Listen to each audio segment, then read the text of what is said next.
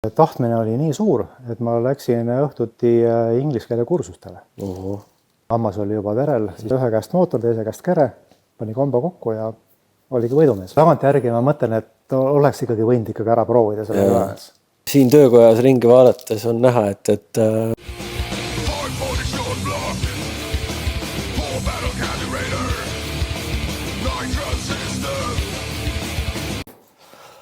aga tere jälle!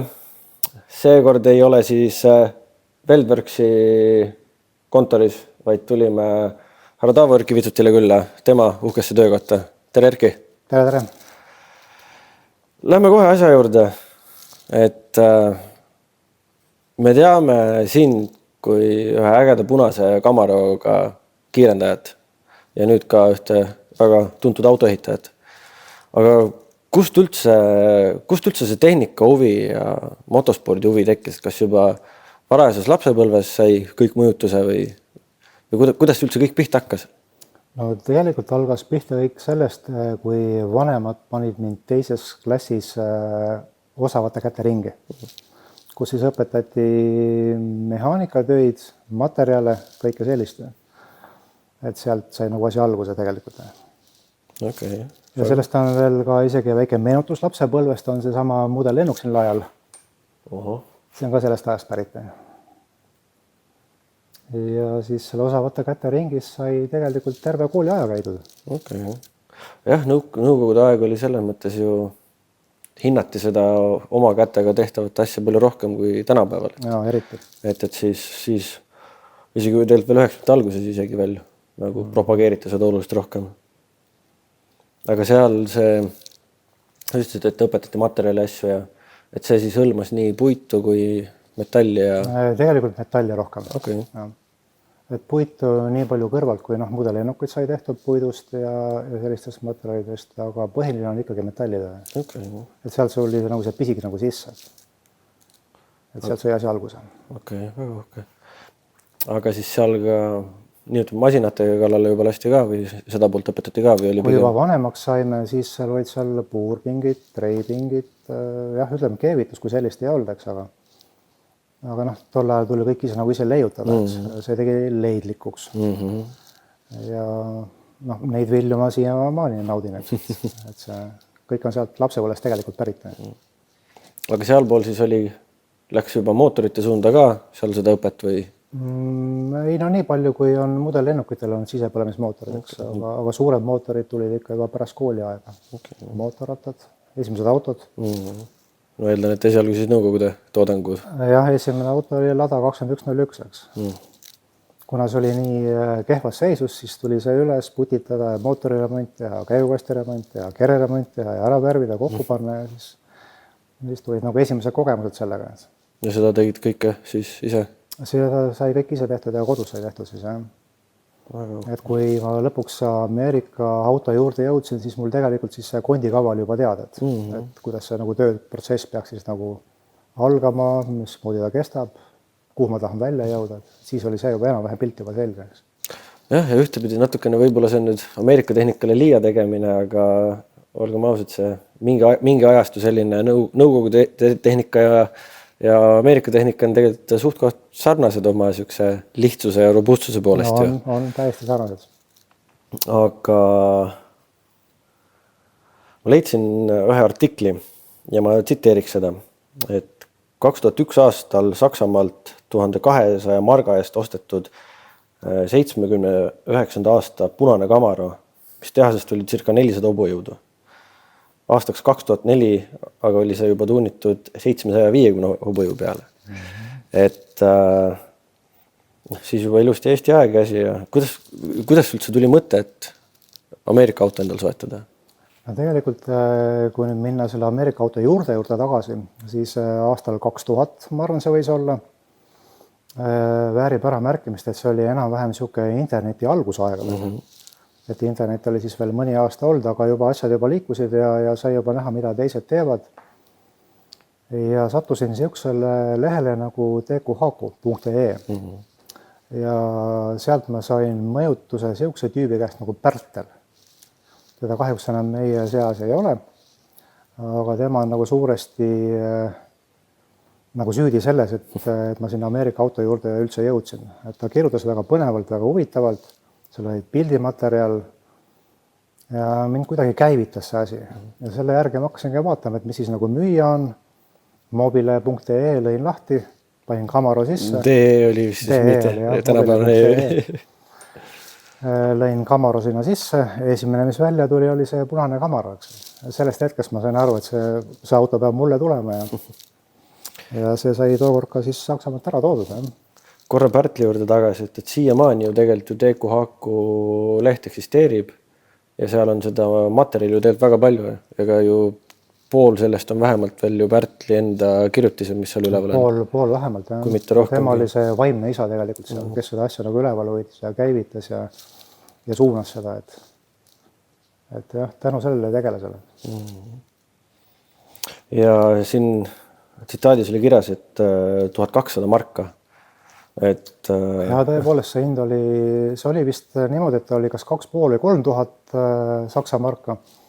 Aga kui siis sai nagu kaubeldud ja müüja nagu nägi, et luvi on nagu tõsine, siis hind langes 1200 marga peale. Tekkis isegi väike nagu tõrge, et kas on võimalik, et kui hindamine nii palju hinda alla laseb, kas on ikka päris, eks.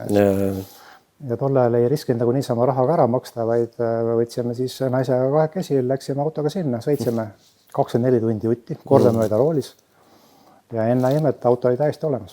Kus kandis ta Saksamaal? See oli nüüd Berliinist natuke edasi. Okay. Eisenach oli see koha nimi, mäletan. Siuke väike koht oli. Aga kui tuua nüüd tänapäeva võrdlusse, et siis 2000 alguses 1200 marka, mis see siis nagu kroonidest, ma ei mäleta ka enam, mis see kurss siis oli, mis ta nagu kroonidesse oleks tulnud, mäletad? Ma arvan, see võis äkki ikkagi kuupalk olla või? Okay. Ehk siis üle 10 000. Ja. Nice. Kui nüüd tänapäeva vääringusse äkki ümber tuua. Ja samas kui võtta nii, et tänapäeva vääringusse võtta, et siuksed Camaroid saaks kuupalga eest, siis käiks päris tihedalt vist Saksamaal toomas endale. Praegu enam ei saa, jah.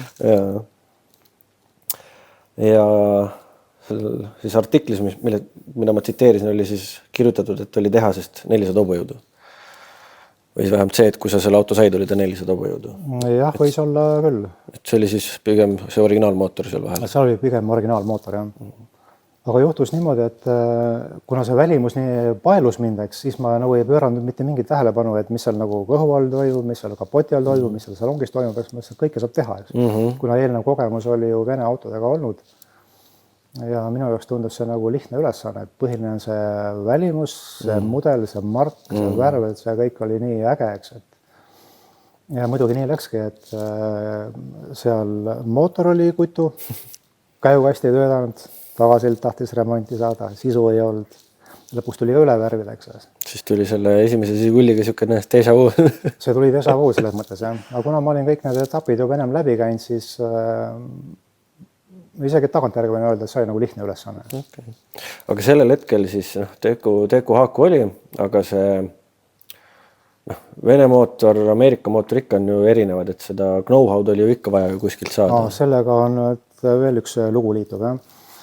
Et kui auto tuli siis Saksamaalt kohale ja siis sai vaadud, et see mootor vajab kindlasti kapperemonti, siis mul esimene lambikes ütles peas, et ma lähen raamatupoodi, lähen ostan raamatu, kus siis kirjeldatakse Ameerika automootori remonti, eks. Ma isegi mäletan täpselt seda raamatupoodi, kus ma käisin, see oli Sõpruse Puieste ja Tammsaare nurga peal. See oli Mauruse raamatupood tol ajal. Aga käisin seal poes siis müüja käest küsimas, müüja tegi suured silmad, eks. Et mida ma tahan saada, eks. Siis jõudis mulle kohale, et niisugust raamatut ei ole eesti keeles olemas. Küll aga oli võimalik siis kas siis Soomest osta või siis Ameerikast tellida, aga loomulikult inglise keelne. Ma olen koolis õppinud saksa keelt. Inglise keelt mul suus ei olnud. Tahtmine oli nii suur, et ma läksin õhtuti inglise keele kursustele. Ma käisin 5 aastat, 2001 kuni 2005, peale tööaega, 2 korda nädalas inglise keele kursustel. Ja põhimõtteliselt sellepärast, õppimas inglise keelt, et saaks omale asjad selgeks teha. Ja, et oleks Ameerika autokirg oleks palju lihtsamini. Ja, et oleks võimalik aru saada, sellepärast, et internet oli olemas, seal juba jututoad Ameerikas, kus ei ole nagu küsida, eks. See kõik eeldas seda, sul on keel on suus. ja 5 aastat, ma siiamaani ise ka natuke imestan. See pidi ikka tahtejõud ikka olema, et see puhtalt tahtejõu najal, et huvi oli nii suur selle asja vastu. Müts maha, see on tõesti väga. Ja ma millegipärast arvan, et praegu on mõistlik küsida seda, et kuidas sinna kiirendusmaailma siis jõuti? Et kus see huvi tuli? Maailma jõudsin samamoodi läbi selle Tiku-Taku foorumi, et seal räägiti autodest ja ka samas käis ju ka teema kogu aeg paralleelis, et nendega sõidetakse nagu kiirendusteks. Et ma tegelikult mitte läbi kiirenduse jõudnud Ameerika auto juurde, vaid ma jõudsin kiirenduse juurde läbi Ameerika auto.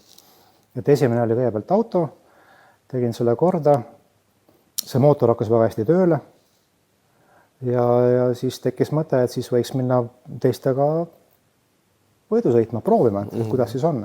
Ja üllatavalt hästi see toimis, eks. Ja päris kohe algus muidugi ära ei saanud neid võitlusi ka võita, eks, aga tasapisi hakkas ikka need võidud tulema. Siis ma sain aru, et et ma olen mingi asja omale selgeks saanud. Ja siis nüüd me jõuamegi selle tsitaadi lõppu, et 2004 aastaks oli juba see sama Camaro ligi 7,5 hobujõudu. Süües kasvab isu, eks. Et sa kogu aeg tahad midagi juurde saada. See on niimoodi, et esimene aasta oli mul umbes 400 hobujõudu, järgmine aasta oli 500 hobujõudu, siis oli 600 hobujõudu ja siis oligi juba hüpe oli 750-800 umbes. Et sel hetkel mul oli ka juba siis tagaklaasi peal oli juba kleeps, et life begins, et 800 hobujõudu. Aga me ju kõik, kes seda autot mäletavad ju seda just võib-olla kõige rohkemgi sellepärast, et sealt kapotist piilus välja midagi. See oli blower, jah. See on mehaaline kompressor, ülelaadimine. Et kuidas nagu see üldse sinnamaani see asi jõudis? Siin ma pean ka tänud ütlema Pärtlile. Et kui ma esimesed 2 aastat sõitsin vabalt hingavana, kõigepealt oli small block, siis oli big block, siis oli big block 600 hobujõudu ja kuna sellest 600-st oli soov teha ka midagi juba suuremateks, siis oli Pärtel see, kes soovitas, et pane peale blower, et see on kõige lihtsamini saada omale hobujõude juurde. Ja nii ka tegelikult oli, nii tuli, hoobilt tuli siis 150-200 tuli juurde, puhtalt bloweri näole. Aga kas siis sellele... Plussis veel see, et ta näeb äge välja, eks see vile ja kõik see asi. See visuaalne pool on veel isegi, et võib-olla äkki isegi ägedam kui kui need hobujõud, sest 600-ast on, olgem ausad, tegelikult juba tänaval sõidub piisab täiesti, eks. Rehv hakkab põlema seal kuskil mingi 450-500 hobujõu juures, et sealt edasi pole enam vahet, ta põleb nagunii. Aga sealt edasi tuleb bloweri puhul on see visuaalne efekt. Ja hobujõust rääkides ongi see, et tegelikult mida suuremaks selle hobujõu numbriga minna, seda suuremaks muutub ka see probleem, kuidas seda jõudu maha ju panna. Aga see aeg juba ju Lauri Kuriks hakkas ju naerugaasi ehk nitrot kasutama ju enda ülelaade viisina, et rohkem hobujõudu teha. Et kas... Me läksime selles mõttes nagu erinevad teed, et Lauri läks nitro teed ja mina läksin nagu kompressori teed. Aga kas vahepeal oli nagu laua peal mõte ka, et äkki ka pudeli pool hoopis vaadata, mitte rihma? Korra käis mõte läbi, et võib-olla blowerile annaks pudeliga natuke nitrot juurde. Aga kuna see bloweri värk oli nii ahvatlev ja atraktiivne, nii äge, siis ma olin kindel, et ma selles mõttes, et ma nagu blowerist ei loobu, nitro peale nagu üle ei lähe. Et me jäime ikkagi lõpuni nagu kumbki oma teed käima. Kuigi nitro on tegelikult, ma juba sain aru, et nitro on nagu parem variant võidusõiduks. Et seda nagu kergem doseerida. Jah, et on lihtsam kontrollida. Ja lihtsam kontrollida, et bloweriga on see, et sa kontrollid ainult siis parema jala gaasipedaaliga. Ainuke kontroll, muud kontrolli pole. Nojah, siis selle rihma ülekande asjaga, aga see on sul niimetatud. See on ikkagi nagu see lõppvõimsuseks. See on muud, jah. Okay. Aga kuidas siis kui ma nüüd õigesti mäletan, see aastani 2004 sa sõitsidki selle? 2004 ma sõitsin bloweriga ja tänavautoga. Ja see oligi vist ju selle kere jaoks viimane hooaeg. See oli 2004 oli mu esimese Camaro viimane hooaeg. Aga siis... Sealt edasi tekkis see moment, et nüüd uuesti veel hüpet edasi teha, siis sai Pärtliga arutatud, et selleks on vaja oluliselt kaalu maha saada. Aga kuna see auto oli mul kõik värvitud ja valmis ja salongid on kõik tehtud, eks, et lihtsalt ei raatsinud seda. Aga nüüd ma tahakski nüüd algusse nüüd korra tagasi minna, et kui see nüüd kiirenduse pisik tuli ja said aru, et ikkagist on vaja jõudu juurde, et kuidas selle auto teekond siis üldse läks. Et ainult me ju omas kogemusest teame seda, et ega ainult mootori võimsamaks tegemisest ei piisa, et üks hetk ju jääb käiguvasti algu ja üks hetk jääb ju tagasildi algu ja siis on ju vaja pidamist juurde rehvide näol ja et kuidas see nagu kogu see 3 aasta protsess või isegi 4 aasta protsess välja nägi? No see oligi niimoodi, et ma esimese selle small blokiga sõitsin hooaja ära ja siis oli juba hooaja lõpus oli juba näha, et käigukast libiseb ja tagasild hakkas häält tegema. Kuigi need olid alles sul ju remonditud ja ülekäidud kõik. Ja, et kui ma siis 2002 läksin üle piikbloki peale, et siis ma tegin sinna juba TH400 kasti, eks, ja sai ka siis tagasilda tugevdatud. Aga ostes või niimoodi tehasest tulles oli ta mis käigukastiga? TH350. Okay. Ja siis... Et seal on nagu siis jõupiirang on, eks, et piikbloki jõudu see enam hästi nagu vastu ei võta. Et palju lihtsam on, odavam on minna juba TH400 peale üle. Et teine hooaeg saigi mindud juba siis TH400 ja sellega ma sõitsin siis tegelikult mitu hooaeg kuni 2004 aasta välja selle kasti ja tagasillaga. Tagasild küll paar korda andis alla, aga siis sai selle uuesti ära remonditud ja jälle sõidetud, nii et see ikkagi see originaal tagasild lõpuks ikkagi jäi sinna alla. Aga mis seal siis näiteks katki läks või mis seal all andis? Tagatihvril murdi sambad ära. Okay. Eks ülekandel? Ülekandel, jah. Et uus peaülekanne sai sisse pandud lihtsalt teise firma oma võidusõidu mingi kõlbulik ja sellega läks ta siis lõpuni välja. Okay. Aga see enda jaoks on võib-olla ka, et see käigukast on natuke niisugune mootori kohta on alati, mootori tuunimise ja ehitamise kohta on alati rohkem infot. Ja kuna me ju praegu räägime ikkagist aegadest, mis on 2000 algus, kus jah, internet oli, aga tegelikult ei olnud seda know-how'd veel nii palju. Nagu sa ise ütlesid ka, et sa alles ise käisid inglise keele tunnis, et õppimas seda on ju. Et näiteks, kus see käigukasti kohta info tuli, et kuidas sõidu, ma ei usu, et sa ju panid stock TH400 sinna alla, et ta ju tahtis ju mingit ületegemist ja käimist saada. Ei, automaatkäigukast on niisugune asi, ainuke asi tegelikult auto juures, mida ma endale selgeks teinud ei ole. Et siin ma olen kasutanud nagu teiste abi. Aga esimese käigukasti puhul oli siis ainuke variant oli küsida soomlaste käest üle lahe. Nendel oli kogemus olemas ja tookord saigi kast Soome saadetud.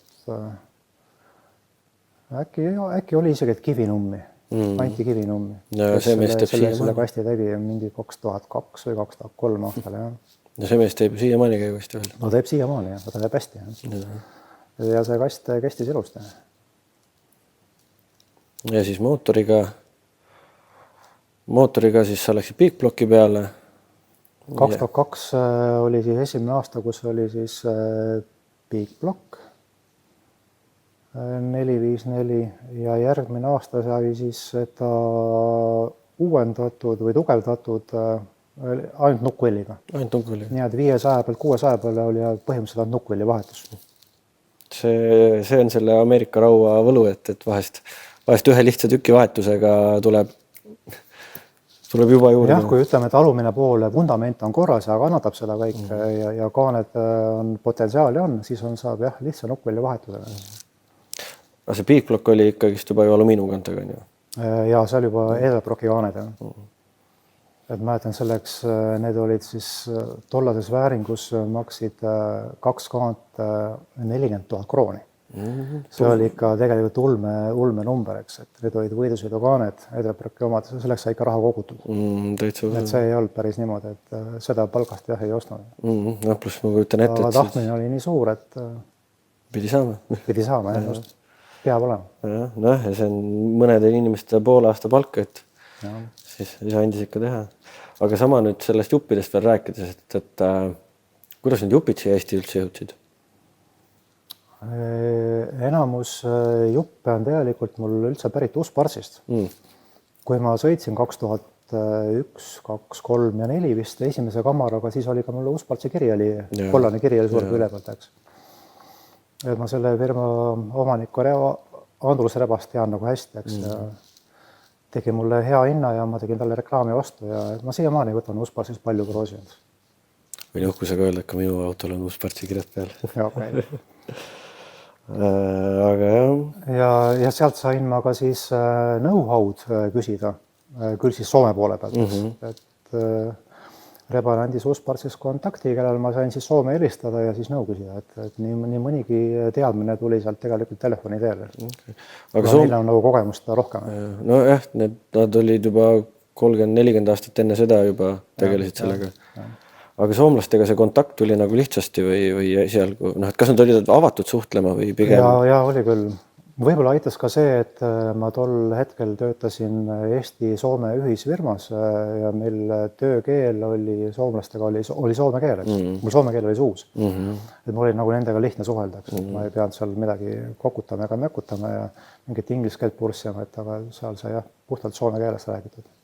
Aga väga hea suhtumine oli selles mõttes, nad igal juhul nagu toetasid, et nendel oli ka nagu huvitav selles mõttes, et siis sugulasrahvus siinpool lahteks tegeleb asjaga, millega nemad on juba aastakümneid tegelenud. Ja tegelikult ega olgem ausad, ega isegi siin Eestis on ju, võiks öelda seda, et selle kiirendus nagu seltskonnaga, et ikka kui keegi tuleb ju nõu küsima või ongi see, et mingi nagu ka nõuga abi küsima, et ega siis ju ka pigem ikkagi see kiirendusrahvas on nagu rohkem ühtne hoidnud ja ikka pigem. Igal juhul jah. Et kuigi me nagu Lauriga ka oma vahel nagu siis võidusõidu rajal nagu nagistasime, eks. Aga igapäeval elus, kui oli vaja kokku puutuda, siis me, tema aitas mind, mina aitasin teda, eks. Lauri töötas sel ajal top-partsid, eks, nii mõnigi varuosa sai sealt võetud. Et see on ikkagi ühte hoidev, kogukond. Ma räägin, et Lauri peale jutt läks juba, et siis ma arvan, et seda isegi ei saa enam vaielda, aga et just sina ja Lauri olete see kõige legendaarsem see Eesti kiirenduspaar või kiirendusduell. Punane ja must. Punane ja must ja just see sama ka, et Blower versus Nitro, et just oligi nagu huvitav on see jah, et ei tekkinud seda niinimetatud markide vahelist põrkumist, et mõlemad olid ikkagist GM-i Temal oli Firebird ja mul oli siis Camaro, jah. Alguses ei olnud ju Firebird, alguses oli ju Camaro. See kõige esimene, millega ta sõitis. See ei olnud ju Firebird, oli ju, ei olnud ju. Kui mina sõitma hakkasin, siis tal oli juba Firebird, jah. Must. Jah. Minu Ameerika auto teadmised ei ole. Võib-olla tal ennem seda oli veel midagi, et Lauri hakkas ikka varem sõitma kui mina. Ma tulin nagu hiljem nagu juurde. Et kui mina sõitma hakkasin, siis tema oli juba tegija. Ma käisin 2000 või 2001 mingid võistlusi käisin vaatamas, kus tema sõitis. Pärtel oli tal siis seal tiimipealik ja siis seal nägin ma neid esimest korda. Sest jah, ma just siin mõni saade tagasi tuletasin meelde, et enda jaoks aastaarve ja siis leidsin vana fotoalbumi, kus siis oli minu esimene kord, kui ma käisin kiirendusvõistlusel, oli siis 2003. Ja siis mul oli Lauri autos ka pilt tehtud selle seebikarbiga ja siis tal oli juba täitsa 8,5 sekundi puur sees ja ju oligi juba aasta või 2 peale seda läks tal juba selle läderbarri peale ja toru peale see auto ja siis sealt edasi juba. Ta oli must jah ikka aasta 2 või isegi 3 oli oma tehnika poolest tegelikult ees. Aga samas ju ikkagi nii palju, kui vähem on neid duelle mäletan, siis ega ta ju ei olnud sust nagu nii pika puuga alati finiši sees. Ütleme, et see vahetasandus siis, kui meil oli see Camaro 2, mida me hüüdsime siis kiireks Camaroks, mis oli juba ka toruraami peal puhtalt, eks, plastiknina peal, et siis see vahe oli põhimõtteliselt nagu olemata, eks. Meil olid ühesugused autod, eks. 2005 aasta jäi vahele see ja me ehitasin puhtalt autot, eks. Sinna kiire Camaroni veel jõuame, et natukene räägime sellest. Et ühtepidi see kollase kirjaga esimene Camaro, see on kuidagi sükene, ta on kuidagi nii legendaarne auto, et sellest ju internetis oli pilte ja võistlustel olid see pildis. Ja. Mul omal ajal ka, et esimene ikka oli armas. See on nagu esimene armastus. Aga siis kus siis see piir ette tuli või et nagu, kuhu maani sa siis selle esimese Camaroga olid ajaliselt jõudnud üldse? Esimese Camaroga oli niimoodi, et kui 2001 oli mu esimene kiirendusaeg oli 15,3 ja ma jõudsin kuni siis 2004. aastal 10,3-ni. 10,3. Ja 10,3 oli siis selle auto parim aeg. Seal oli vist sul ju peakaar või nii-öelda turvakaar oli sees, on ju? Kaar oli sees, puur ei olnud, aga turvakaar oli sees. Ja see oli siis blower mootoriga ja siis olid juba ka slikid juba all. Küll kitsaslikid sinna suured ei mahtunud, aga juba siis slikid olid all. Tiku Taku ja Pärteli ja ma ei tea miks, aga ma arvan, et sinu autoga mul tuleb mingisugune lapsepõlve mälestus meelde, kus ma lugesin seda foorumit ja mingisuguse hooaja alguses, minu meelest oli Pärteli postitusel, aga kas see nüüd sinu auto kohta või mitte, seda ma ausalt ei mäleta. Ja oli postitus see, et Ameerikas sai tellitud gramm suuremad slikid kui ennem olid ja neid autole pannes tuli välja, et nad ei mahu, et koobas on liiga väike. Ja siis mingisugune mees ütles, et mis mõttes ei mahu, võttis kummihaamri ja peale poolt tundi jõuga tagumist see slik mahtus sinna alla, aga see, et koobas väliselt jäi ikkagi ilus nagu viisakas, et selle sisemise koopa suutis see kummihaamriga nagu nii palju sisse poole või suuremaks venitada, et see... Jah, see oli umbes kas 10 või 15 millimeetrit jäi seespoolt jäi puudu. Ja see koopaserv oli siis nagu täiesti, tõsi küll, mitte kummihaamriga, vaid päris ikka metallhaamriga nagu siis töödeldav, et siis läksid need sinna alla. Noh, see on... tõesti nii lugu on täitsa olemas. See on 2003-2004 seal kandis, siis see peaks olema. Siis sai jah slikke proovitada. See on rohkem kui 20 aastat tagasi, et ma imestan üldse niisugust asja nagu mäletan selle foorumi lugemist. Sellel hetkel, mis meil oli mingi 11-12, nii et aga see, et kuvi oli juba nii suur, et pidi otsin kogu aeg silma peal. Teine fenomen, mis oli ka ju sinu ja Lauriga, et sina ju kajastasid tegelikult väga palju just Tiku Taku foorumis seda, mida sa teed oma autoga ja kuidas sa teed. Ja Lauriga oli just vastupidi, et kui suuresti kõik teadsid hooaja alguses, et näed, Erki tuleb nüüd sellise komboga ja niimoodi, et plaan on niimoodi, siis samas nagu kõik ootsid, aga mis nüüd Lauri vahepeal teinud on, et see oli nagu alati niisugune... See oli alati üllatus Lauri puhul. Aga kas... kuna te ju omavahel suhtlesid, kas sa ise teadsid, mis ta teeb või hoiti seda nagu ikka? Tegelikult ei teadnud. See oli mulle endale oli ka üllatuseks. Õige me käisime nagu selles mõttes läbi ja ma käisin vahest seal poes ja midagi ostmaseks, aga siis sai niimoodi nagu pinnapealselt räägitud, teeb seda, teeb teist, teeb kolmandat, eks, aga ikkagi see oli ikkagi üllatus. Pigem hoiti ikkagi suure saladusel. Aga minu puhul oli suureks mootoriks selles, et see asi kõik seal nagu kirja panna oli muidugi Pärtel, eks. Pildimaterjali ma tegin ise, juttu kirjutasin ise, aga enamus asjad on ikkagi Pärtli seal looming ja ütleme, et Pärtli initsiatiivil pandud nagu ülesse. Ja kuna tagasiside oli nagu väga positiivne, soe, seda huviga loeti ja jälgiti ja inimestel oli nagu huvitav lugeda, siis loomulikult sai nagu siis tuld alla pandud ja jälle juttu juurde.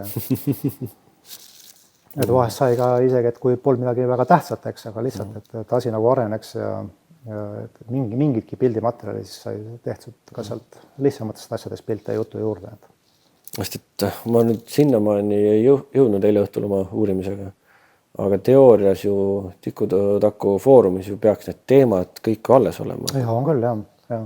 Aga sealt vist pigem ongi see, et kuna need serverid asjad on nii palju muutunud, et siis vist pildimaterjal on pigem kaduma läinud sealt foorumist. Seal osa materjali on jah kaduma läinud, mis tookord, kui ma tegin mingi pildi, omal mingit serveriruumi puld, hotti üles, link sinna, eks, aga hot kadus ju meil ära siin juba aastaid tagasi. Et seal läks palju materjali läks ka kaduma. Aga mingist aastast on nad siiski alles. Et siis, kui juba Tiku Takul oli oma server, eks siis sai sinna üles laetud. Mingid pilti ka siiski on tegelikult, leiab küll. Et see ongi see, et äkki leiame selle lingi üles ja paneme ka alla kirja, et saate lugeda, kuidas 20 aastat tagasi autos ehitati. Ja see oleks huvitav küll. Ja ongi selle esimese kamera kohta nagu, tahaks nii palju küsida, aga ise enam ei oskagi küsida. Et ta oli kuidagi nii legendaarne auto ja kindlasti seesama, nagu sa ütlesid ka, et see blower kapotist väljas, et see kuidagi tegi selle selle fenomenist, et ta oli vist esimene Eestis ka ju, kes niimoodi oli ju. Minu teada küll jah, et rohkem ja peale seda ka ma ei tea, mõni auto vist tegelikult siiski on küll jah, kes on ikka blower'iga. Sest samas ju osad autod on ju ka kapotist nagu paistab midagi välja, mis on ju tegelikult lihtsalt õhu sisse võtta, et karburaatorisse otsa saaks peale voolata. Et see on nagu ka efektne, aga tegelikult see ei ole ikkagi blower.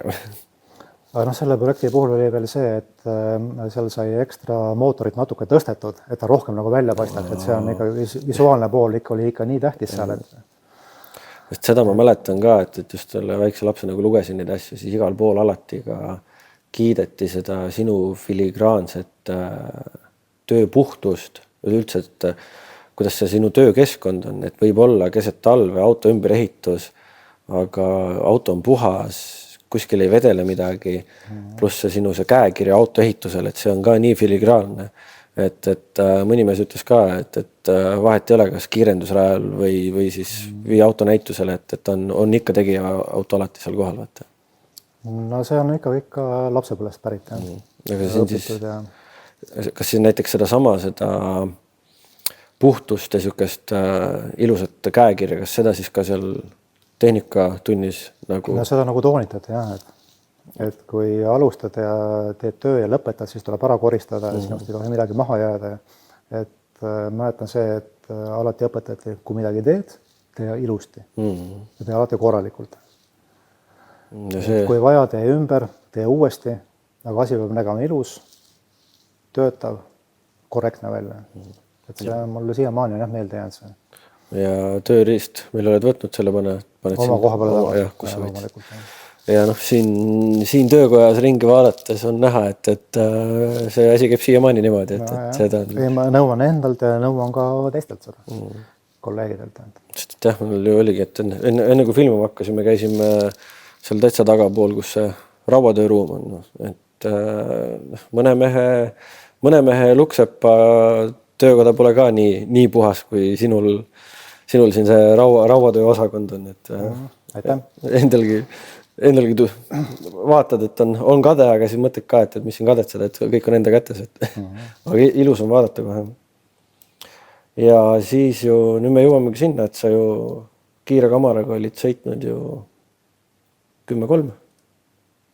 Ja ju hakkaski ju, siis turvaindeks hakkas ette tulema, sest 10-0 on ju vaja nii puuriga autot. Seal tekkis puuri teema jah, et isegi, et kui natukene saabki seda kiiremaks mingite asjade ja nippidega, siis tuleb juba järgmine probleem, et siis on juba puuri, eks. See tähendab ju auto juba suuremat ümberehitust. Et kuna näpp oli antud, hammas oli juba verel, siis oli selge, et ja Lauriga juba see nagistamine käis ja see pakkus nagu pinget nii endale kui ka teistele, eks. No publikule eriti. Ja publikule eriti veel, jah. Siis sai mõeldud, et see ei ole nüüd see koht, kus nüüd asi ära lõpetada või siis kõrvale tõmmata, eks, et siit ainuke loogiline samm on teha nagu samm edasi. Aga samm edasi tähendab siis juba hoopis teistsugust autot.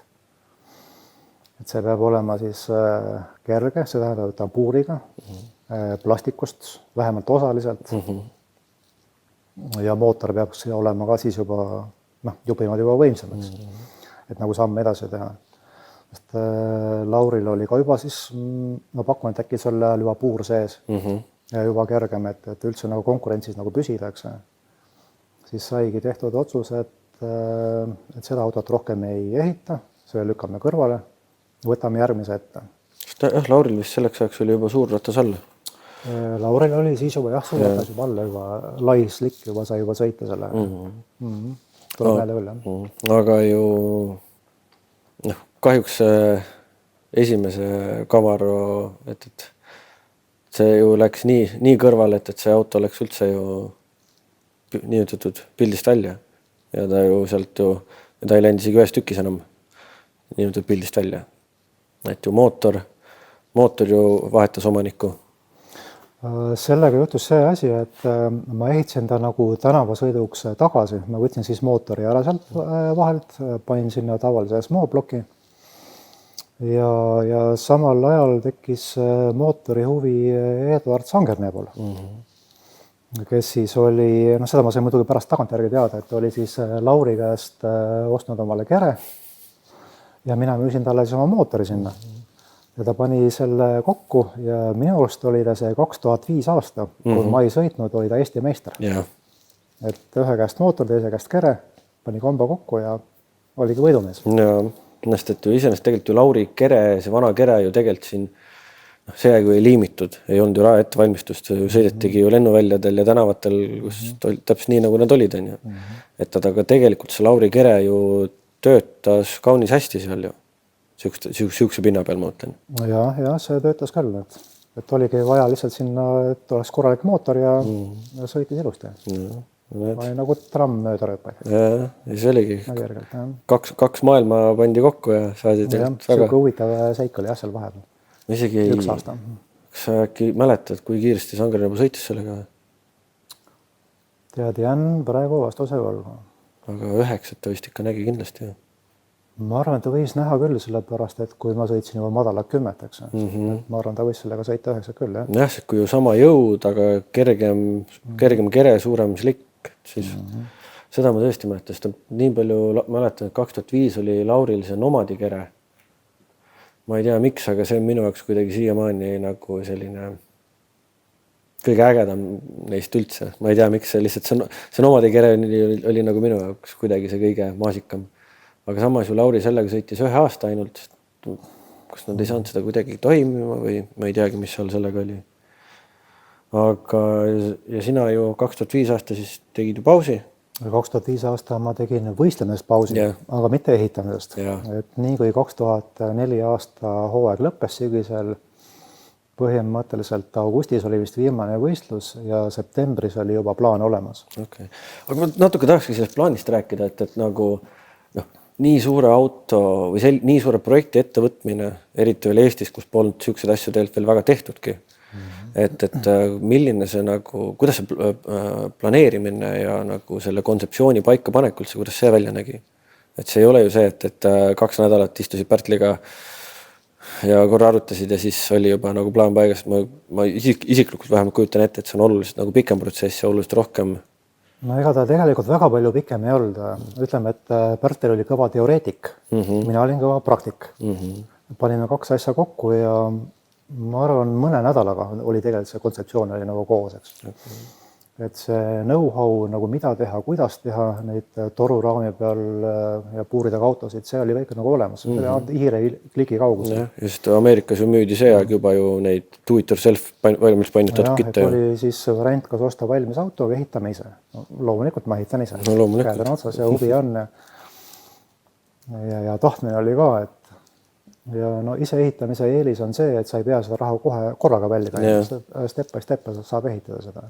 Pluss see auto on pärast nagu niivõrd nagu isiklikum või siukene nagu rohkem sinu auto, kui sa oled täiesti nullist valmis ehitanud. Aga kerevalik jäi ju... Kerevalik, see sattus täiesti niimoodi, et sel hetkel tuli müüki 79 Camaro, samasugune auto. Aga mis oli siis jäänud seisma, ma ei teagi, mis põhjusel, oli lahti võetud kujul, lihtsalt paljas kere oli. Ja see oli müüjaks. Eestis mul ei ole rohkem vaja, kui Eestis. Et mul ei ole tegelikult rohkem vaja, kui on seda keretaks. Katuse tagumised paneelid. Ja see saigi ära ostetud ja see saigi võetud siis nagu aluseks. Ja kuna värv oli juba see punane juba sobiseks, siis ka siis selles järgmisel autol sai sama värv valitud. Samamoodi oli punaneks. Ja siis ju seda ma mäletan jälle foorumist, et mingisel hetkel, ütleme siis 2004 lõpp, 2005 algus, Ameerikast neid suuri pakke tuli ju igasuguseid. Tuli see toruraami. Seal sai tellitud nii mõniga asi konteineriga.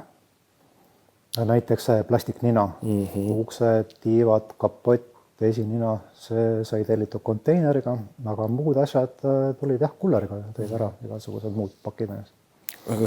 Kibe ehitus läks ju kohe tegelikult sügisest lahti.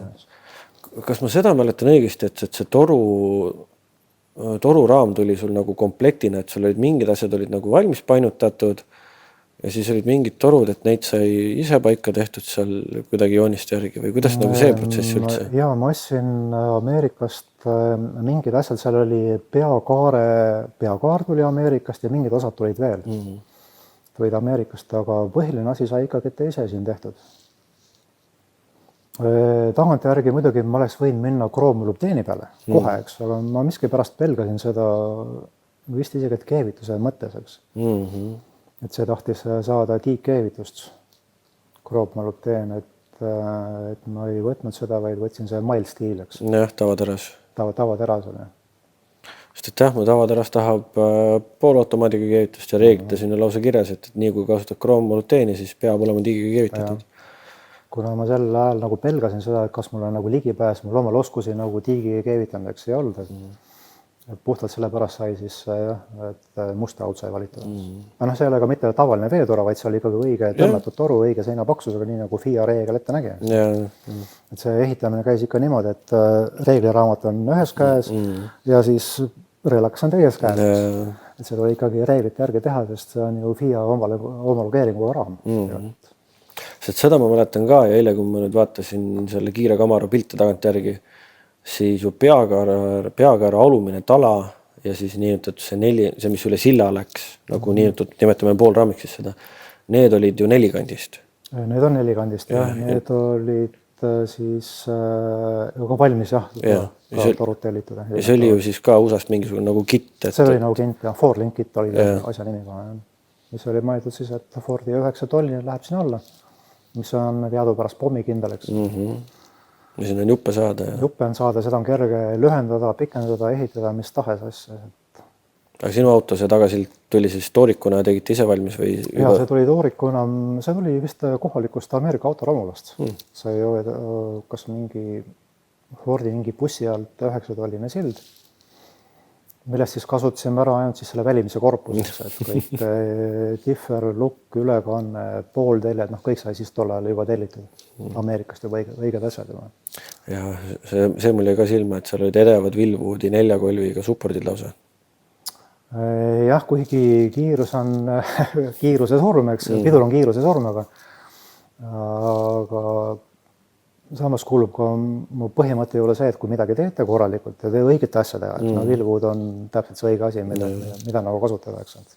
Jah, ja ongi see ka, et ju mida suuremaks kiirus läheb, seda rohkem peab kohutuse peal mõtlema ja pidurdamine on üks osa ohutusest tegelikult. Jah, et kuidagi on vaja seisma saada auto, jah.